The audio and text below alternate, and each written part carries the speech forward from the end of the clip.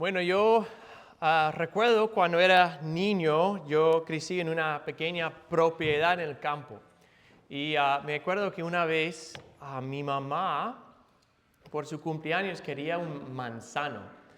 Entonces nosotros fuimos a la tienda y compramos un árbol de manzanas, ¿no? Y ya era un poco crecido, entonces lo llevamos a la casa y cavamos un hoyo y lo plantamos, ¿no? Y me acuerdo sintiéndome bien emocionado por lo que iba a venir y pensando en los años venideros donde habrían manzanas, ¿no? en nuestro patio. Y a través de los años, como nosotros seguíamos esperando.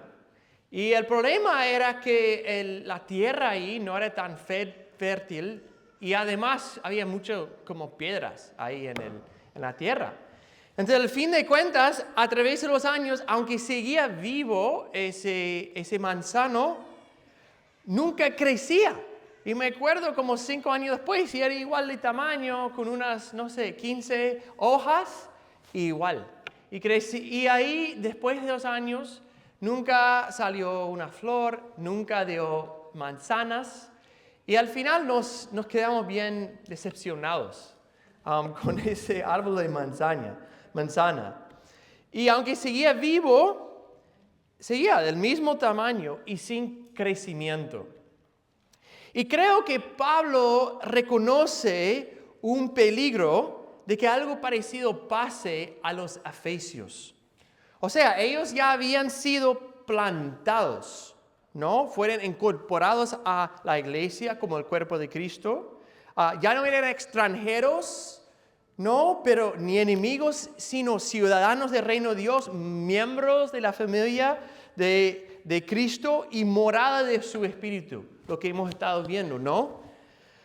Sin embargo, Pablo ora para que no se queden estancados, no se queden ahí meramente plantados, sino que sus raíces sigan creciendo y profundizando.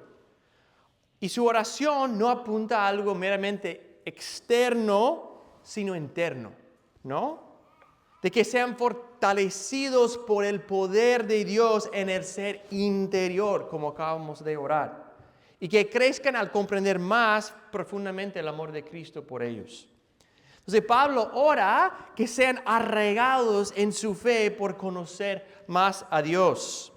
Entonces el punto principal de este pasaje, creo, es que el cristiano debe buscar que el Espíritu lo fortalezca en su ser interior para crecer en la comprensión y experiencia del poder y amor de Cristo.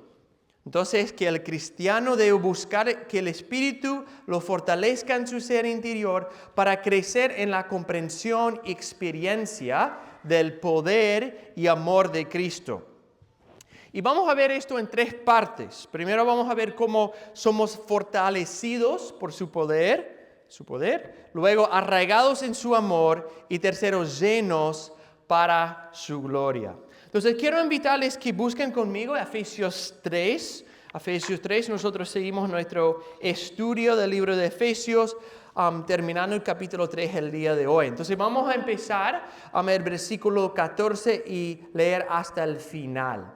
Entonces, Efesios 3, 14 dice: por esta causa, pues, doblo mis rodillas ante el Padre de nuestro Señor Jesucristo, de quien recibe nombre toda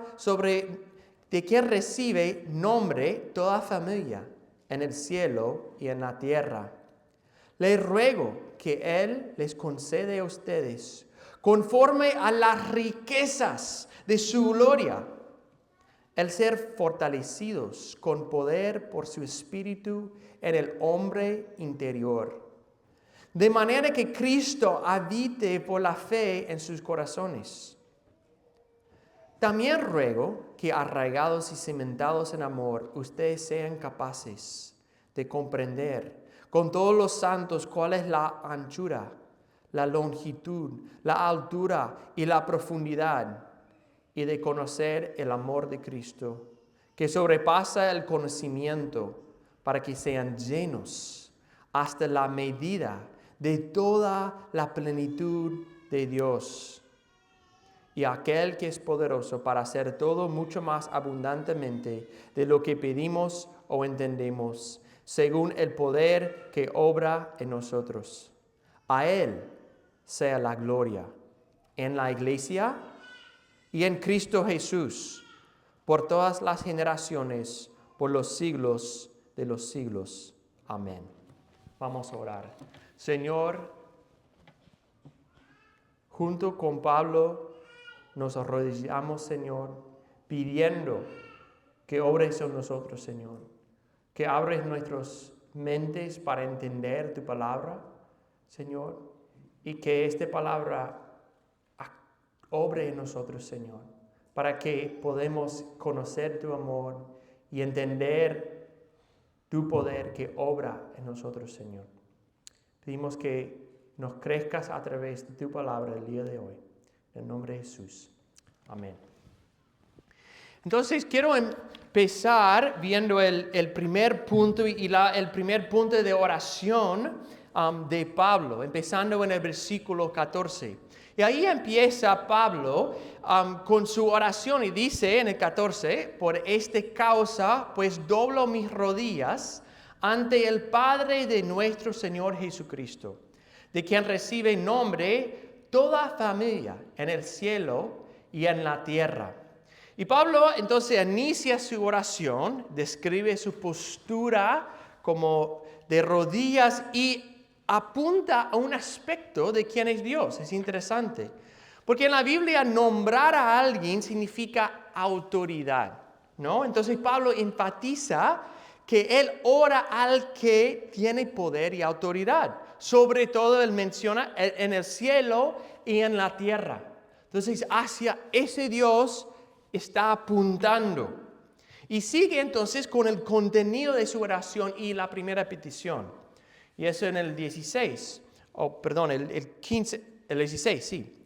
Luego le ruego que Él les conceda a ustedes, conforme a la riqueza de su gloria, el ser fortalecidos con el poder por su Espíritu en el hombre interior, de manera que Cristo habite por la fe en sus corazones. Entonces, la primera petición principal de Pablo es que sean fortalecidos con el poder de Dios. Y es interesante notar que esa es la actividad de toda la Trinidad, ¿no? Vemos que invoca al Padre en el 14, luego habla del poder del Espíritu Santo y luego quién es Cristo que mora en ellos, ¿no? Entonces, otra vez, vimos la semana pasada igual, hoy es la obra de Dios Trino que está empoderándolos. Aunque vemos una obra particular apropiada a cada persona de la Trinidad, es una obra y es un poder inseparable del Dios Trino que actúa aquí. Pero ¿cómo entonces actúa el poder de Dios? ¿Qué es la petición de Pablo? Bueno, ¿dónde obra? Bueno, obra en el hombre interior, ¿no? Y luego en el 16, en el corazón, que Cristo mora, ¿dónde? En el corazón. Y creo esto es importante porque hay muchos que malentiendan dónde actúa el poder de Dios.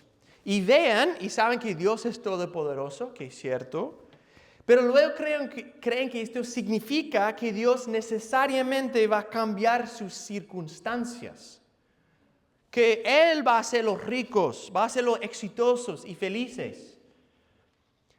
Y quizás toman un pasaje como Filipenses 4:13, que dice, todo lo puedo en Cristo que me fortalezca, y creen que esto promete éxito en la vida.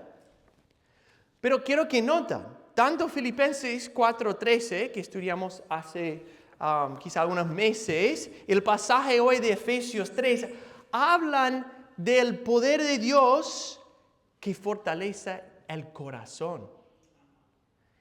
O sea, que ayuda al creyente a poder creer en Dios, de amar a Él, de obedecer a Él. Entonces su poder actúa no en transformar las circunstancias, sino transformar el corazón, el hombre interior. ¿Y por qué entonces el corazón? Bueno, en la Biblia el corazón es el lugar más profundo de nosotros. No es la fuente de nuestros deseos, de nuestros pensamientos, de nuestras creencias, de compromisos, de nuestras acciones. En Proverbios lo describe como el lugar donde confiamos en Dios. Eso es nuestro corazón. En Mateo Jesús dice que es el corazón que provienen malos pensamientos, homicidios, adulterios, fornicaciones, robos, falsos testimonios y calumnias.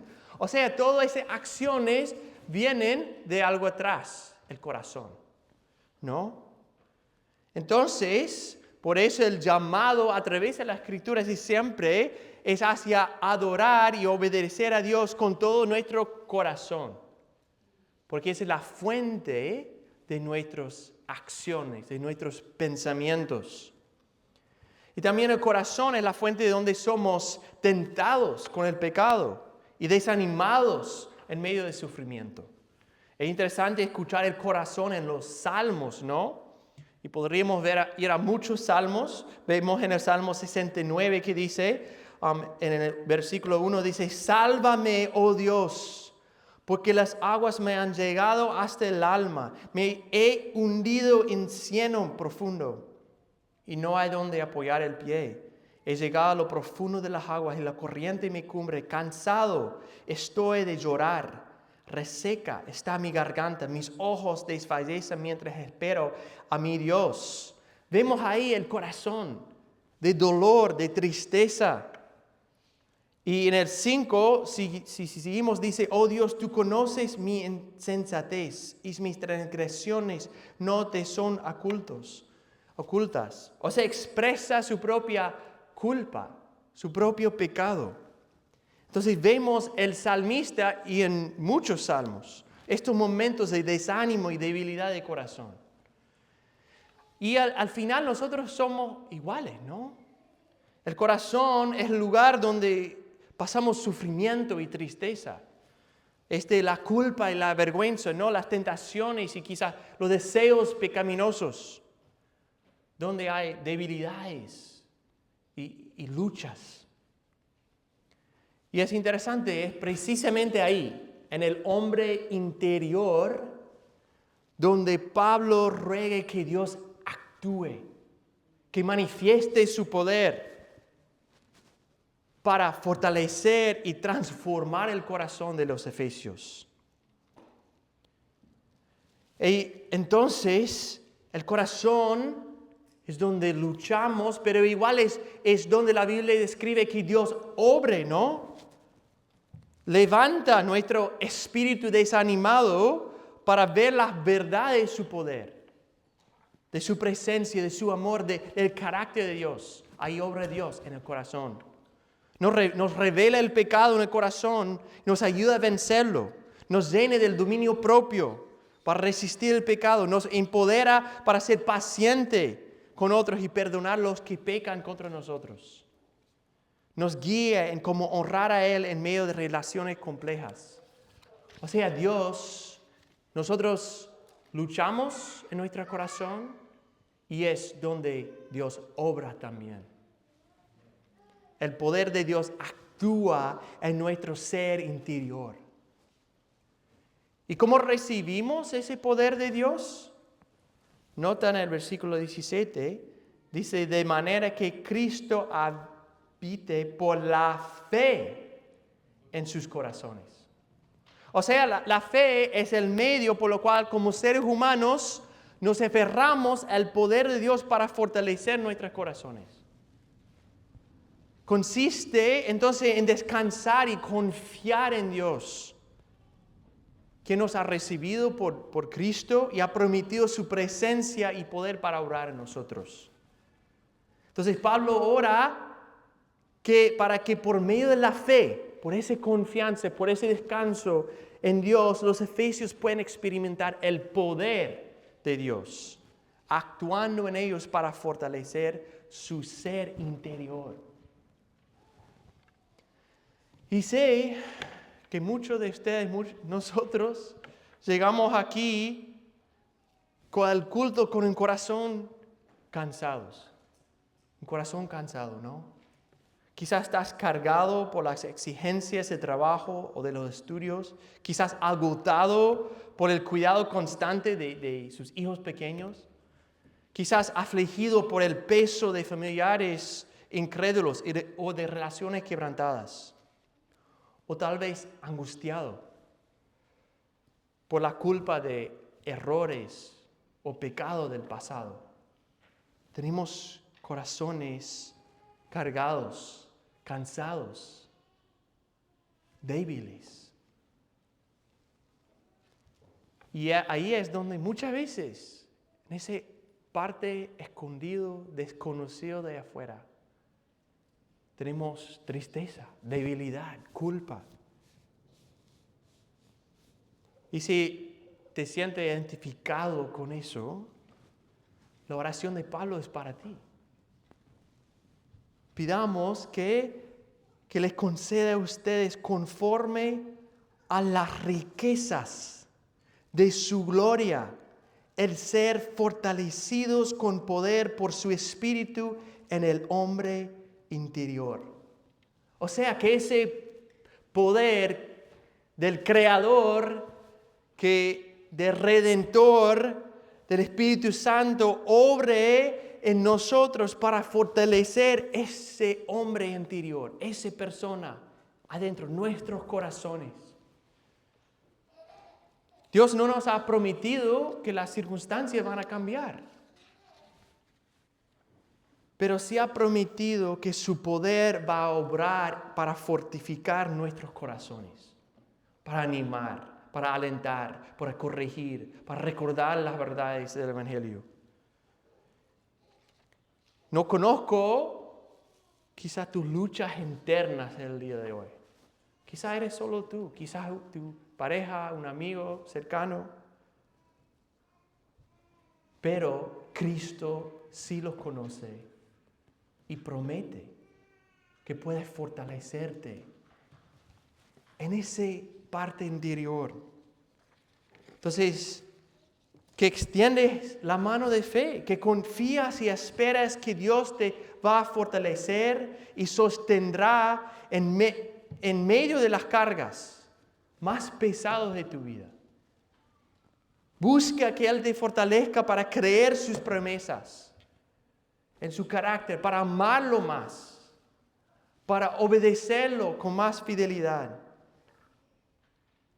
Y que por esa fe Cristo habite en tu corazón de una manera más plena y más profunda. Que Dios fortalezca nuestros corazones. Entonces, vemos primero que en su oración Pablo hace la transición de pedir que experimenten el poder de Dios a pedir que experimentan su amor. Y esto sigue en el versículo 17.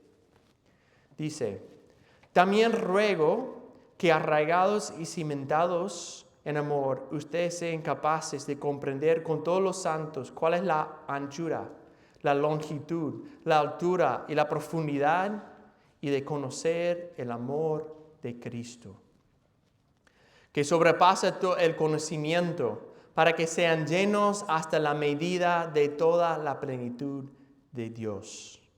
Entonces Pablo no ora por el poder, solo por poder mismo, sino porque sabe que necesitamos poder divino para comprender el amor de Cristo por nosotros. Pero decimos, ¿no será que soy cristiano? Yo ya conozco el amor de Dios para mí. Ya entiendo. Bueno, Pablo describe el amor de Dios como algo tan grande que es imposible comprenderlo por completo.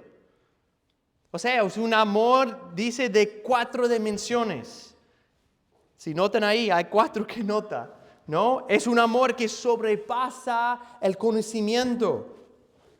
Es un amor cuya anchura abarca una multitud de personas de toda nación, de toda lengua, de toda tribu, cuya longitud se extiende desde el principio hasta el final del tiempo, cuya altura nos eleva, como hemos visto a Él, a estar con Él en lugares celestiales, y cuya profundidad lo llevó a entregar su vida por nosotros. Y aún así, este amor sobrepasa todo conocimiento. Jamás podremos entenderlo o abarcarlo plenamente. Así que aun si podemos verdaderamente entender su amor, podemos saber de eso, nunca podremos entenderlo por completo. O sea, nunca termina nuestro conocimiento, nuestro crecimiento en entender el amor de Dios. Entonces Pablo ora que comprendan más el amor de Dios, porque es algo que jamás van a entender por completo. Y también porque es algo fundacional para la vida del cristiano. Entonces, si notan ahí en el 16, habla de que sean arraigados y cimentados en el amor de Dios. Pablo describe al cristiano entonces como una planta que crece con seguridad a medida que sus raíces se profundizan, ¿no? Entonces, así como un retorno está verdaderamente plantada en la tierra, pero obtiene más fuerza, más su seguridad al extender y afirmar sus raíces, de una manera parecida, nosotros, una vez plantada en el amor de Cristo, en la salvación, somos fortalecidos, somos establecidos más al crecer en nuestra comprensión y confianza en el amor de Cristo por nosotros. Entonces, como cristianos, la fuente de nuestra seguridad en nuestra fe no viene de sentirnos obligados a obedecer a Dios, no por conocer mejor todo lo que debemos hacer, saber las reglas más, sino es por comprender y experimentar de una manera más profunda el amor de Dios para nosotros. De ahí brota los cambios, de ahí sale el obedecimiento de nosotros. Y esto vemos en muchas partes de la Biblia. En 1 Juan 4 dice, en el amor no hay temor, sino que el perfecto amor echa fuera el temor, porque el temor involucra castigo. Y el que teme no es hecho perfecto en el amor. Nosotros amamos porque Él nos amó primero. O sea, el amor es muy interesante. Él dice, el que teme no es hecho perfecto en el amor. Y dice, mira, si hay temor es que hay una falta de entendimiento y conocimiento del amor de Dios. Es muy parecido en 2 Corintios 5, 14. Dice, pues el amor de Cristo nos apremia, habiendo llegado a esta conclusión, que uno murió por todos y por consiguiente todos murieron. Y por todos murió para que los que viven ya no vivan para sí, sino para aquel que murió y resucitó por ellos. Entonces termina hablando de una diferencia de vida. No viven por ellos, para sí, sino para Dios. Pero, ¿de dónde viene el cambio? Dice, pues el amor de Cristo nos apremia. O sea, es en ver y conocer el amor de Dios para nosotros que transforma a nosotros. Es igual en Tito 2, dice, la gracia de Dios nos enseña. ¿Y qué nos enseña? Bueno, que negando la impiedad y los deseos mundanos, vivamos en este mundo sobria, justa y piadosamente. Entonces, lo que nos conduce a la santidad, a la obediencia, a la confianza en el Señor, no es nuestro propio esfuerzo, no es autocastigarnos cuando fallamos, ni intentar transformarnos por nuestra fuerza, sino es comprender cada vez más la anchura, la longitud, la altura y profundidad del amor de Dios. Eso es que nos transforma. Y por eso esta oración es tan apropiada en este punto de la carta. En los capítulos siguientes va a hablar de cómo vivimos como cristianos, en la iglesia, en el hogar, en la sociedad. Pero tenemos que entender que estos mandatos están fundamentados en las verdades que desarrollan los capítulos 1 a 3. O sea, es sobre la base del amor de Dios revelado en el Evangelio que ahora nos llama a vivir para Él.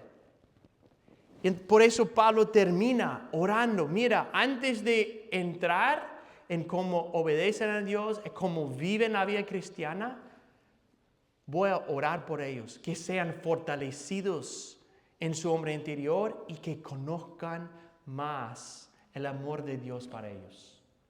Porque el poder de cumplir con lo que vamos a ver de 4 a 6 viene en entender y descansar en el Evangelio.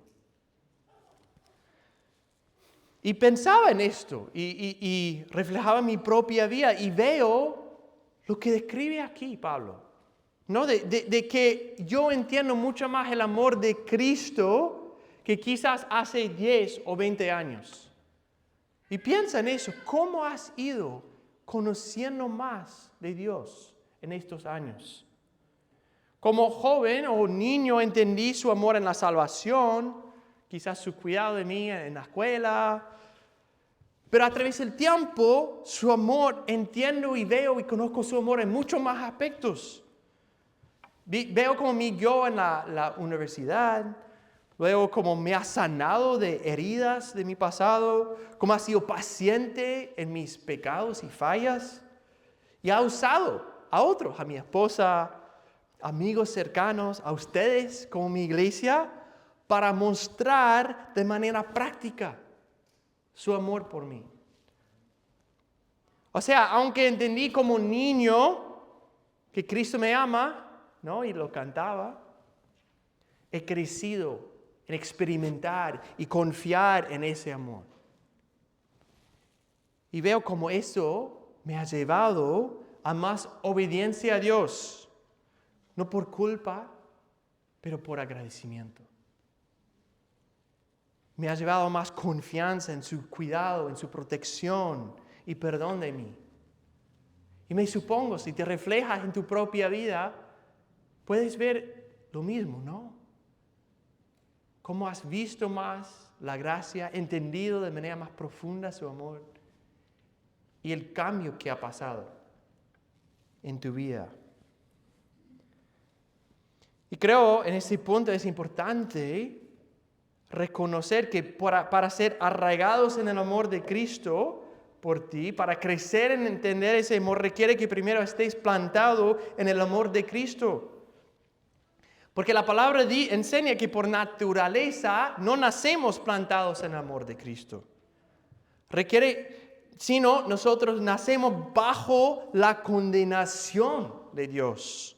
Dice en 1 de Juan 4:10, en esto consiste el amor, no en que nosotros hayamos amado a Dios, sino en que Él nos amó a nosotros y envió a su Hijo como propiciación por nuestros pecados. Entonces, el amor de Cristo se revela en su muerte. Se revela en, como dice aquí, en que Él es nuestra propiciación. O sea, es una palabra grande para decir que Él recibió la ira de Dios por nosotros, el castigo merecido de la muerte. Y la respuesta del pecador, al quien está bajo la condenación de Dios, a esto es el arrepentimiento y la fe. Es confesar y reconocer los pecados delante del Señor y poner todo su fe y confianza en Él como Salvador y Señor. Porque no podemos ser arraigados si nunca hemos sido plantados en Cristo. Y si eres un cristiano, mi ánimo es que anhelas conocer más el amor de Dios para ti y que buscas comprender y descansar más en Él. como un punto de enfoque. Si te encuentras desanimado, en desánimo, en tentación, en desobediencia, en culpa o luchas en tu fe, si te sientes desarraigado y sin fundamento, te hace falta entender más del amor de Dios para ti. Y eso no te debe sorprender, porque el amor es algo que sobrepasa entendimiento. Siempre habrá más del amor de Dios para comprender. Habrá más que experimentar. Entonces debe ser un enfoque para nosotros como cristianos. Debe ser un enfoque de nuestra oración. Señor, ayúdame a entender tu amor. Señor, dame la capacidad para conocerte más. Entonces, si vemos el fruto de falta de conocer su amor, pedimos, Señor, enséñame tu amor. Porque es amor de Dios que nos lleva a la obediencia. Debe ser un enfoque en nuestra meditación y memorización de la palabra, buscando y notando aspectos del amor de Dios para nosotros. Debe ser un tema de reflexión y de estudio. Reflexionamos en el pasado, quizás nuestro, y cómo Dios nos ha amado, ha cuidado, ha perdonado. Y un tema de estudio. Buscamos recursos que nos ayuden a entenderlo más. Quiero recomendar un libro que me ha ayudado en esto mucho, se llama Anclado en el Evangelio, por un autor se llama Milton Vincent. Y él da por párrafos para cada día que habla de la gracia de Dios, del perdón de Dios, del Evangelio. Y me ha ayudado por gotita por gotita a entender un poco más el amor de Dios. Entonces, Anclado en el Evangelio, los recomiendo. Porque necesitamos entender más el amor de Dios. Y además debe ser vivido en el contexto de la iglesia local. Nota en el versículo 18. Dice, con todos los santos. O sea, igual como somos el pueblo de Dios y juntos somos el templo de Dios, juntos experimentamos y conocemos más el amor de Dios. Los otros miembros de la iglesia son los que nos recuerdan del amor de Dios en momentos de desánimo. Necesitamos que otros nos acercan, nos animan. Necesitamos ser las personas, los hermanos que vayan y animan, confían en el amor de Dios. Y también son los que a través de los quienes experimentamos ya de manera práctica el amor de Dios para nosotros. Entonces, hermanos, que crezcamos en conocer y experimentar el gran amor de Dios para nosotros. Que sea un anhelo, que sea una oración, que sea un enfoque. Que Dios nos ayude a entenderlo más. Entonces, Pablo ora, ¿no?, que los efesios experimentan el poder de Dios y luego que comprendan el amor de Dios, y termina su oración lleno de adoración a Dios. Entonces Pablo termina su oración con una doxología, o sea, una adoración que enfoca en el carácter de Dios y expresa adoración a Dios. Porque para Pablo entender quién es Dios los lleva a adorar a Dios. Entonces primero Pablo apunta al poder de Dios que obra a nuestro favor de una manera más potente que podemos pedir o imaginar. Dice el versículo 20, y aquel que es poderoso para hacer todo mucho más, abundantemente de lo que pedimos o entendemos, según el poder que obra en nosotros. Entonces escribe que en su poder Dios puede hacer muchísimo más. Primero de lo que pedimos, incluso nuestras peticiones más grandes y llenas de fe, no se acercan a lo que Él realmente puede hacer. Y es mucho más de lo que entendemos. Ni siquiera lo que alcanzamos a imaginar acerca de su poder para con nosotros se compara con la grandeza de lo que Él puede realizar. Y otra vez, el centro de la actividad de ese poder es en nosotros, ¿no? Y esto para Pablo resulta en una adoración de Dios. Dice 21, a Él sea la gloria en la iglesia y en Cristo Jesús por todas las generaciones, por los siglos de los siglos. Amén. Entonces Pablo reconoce el poder, el amor de Dios para sus hijos y responde en adoración a Él. Y enfatiza que esa es una gloria que manifestada particularmente en la iglesia y en Cristo. Y eso otra vez conecta con lo que vimos en principio de 3. En la iglesia, que el cuerpo de Cristo, la cabeza, quien es Jesús, esto todo termina dando gloria a Dios. Porque cuando nosotros vivimos vidas transformadas por el poder de Dios y el amor de Dios, revela la gloria de Dios al mundo. Y dice, esta es una gloria que es por todas las generaciones, por todos los siglos. Y en un sentido somos la prueba de esto. Porque nosotros vivimos en las generaciones y siglos que menciona Pablo.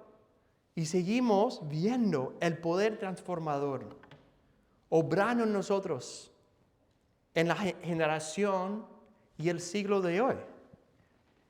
Y sabemos que va a seguir haciendo mucho más abundantemente de lo que podemos pedir ni entender por toda la eternidad.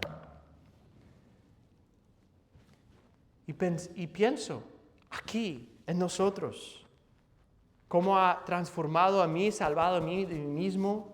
También pienso en ustedes y sabiendo cómo Dios los ha rescatado y cambiado, que viven de maneras que jamás hubieran imaginado. Entonces sigue obrando de esa manera hoy, de mucho más que podemos pensar y imaginar, para llevarnos a conocerlo, a imitarlo, a confiar en Él, a creer en Él más.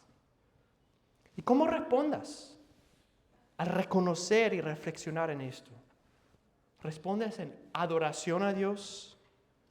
¿En ver esa grandeza? ¿En ver ese amor? Y creo que somos tan propensos a olvidar. Nos acostumbramos a las buenas noticias del Evangelio. Con facilidad nos conformamos con nuestro nivel actual de entendimiento, experiencia de Dios. Y eso resulta que convivimos con luchas y derrotas frente al pecado. Dejamos sin enfrentar áreas dominadas por el miedo o la desconfianza en Dios.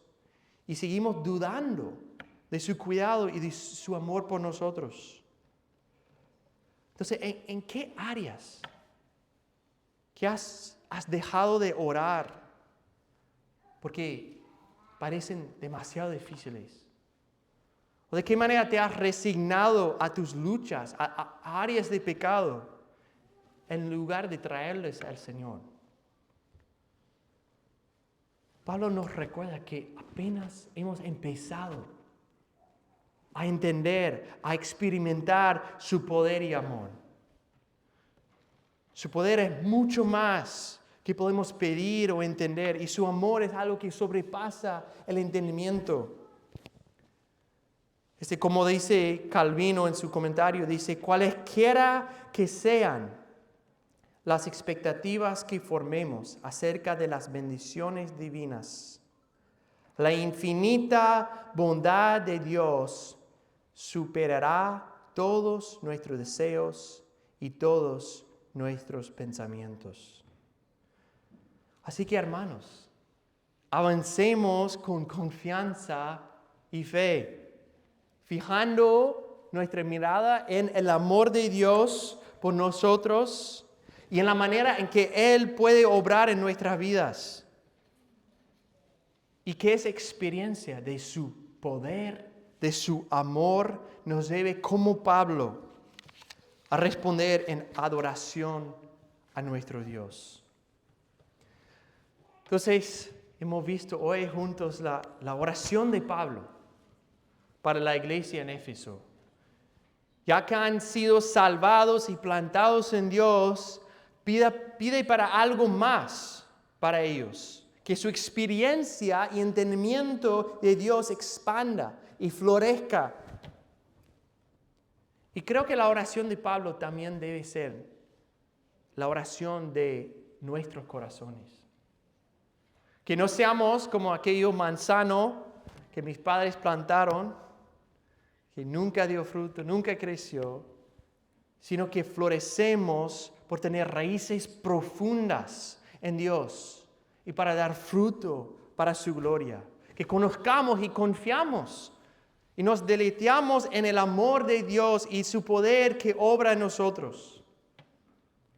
Y que sigamos orando y esperando hasta que seamos, como dice aquí, llenos hasta la medida de toda la plenitud de Dios.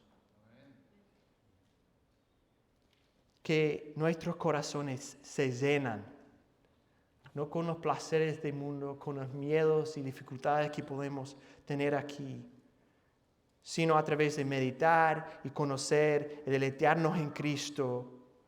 Seamos llenos por completo de Dios en nuestros corazones. Amén. Vamos a orar.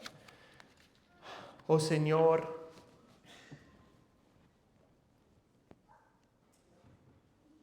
nos encontramos, Señor, en debilidad. Señor, con corazones a veces desanimados, abrumados, dudando, Señor. Y rogamos, Señor, como Pablo, que tú obres en nuestro hombre interior, Señor. Que tú animas a nosotros, Señor. Que nos ayudes a confiar más en ti, Señor. En amarte más, Señor. Y obedecer tus mandatos, Señor, para tu gloria y tu honra, Señor. Fortalézcanos, Señor. Ayúdanos a entender más de tu amor para tu honra y tu gloria, Señor. Y pedimos esto en nombre de Jesús. Amén.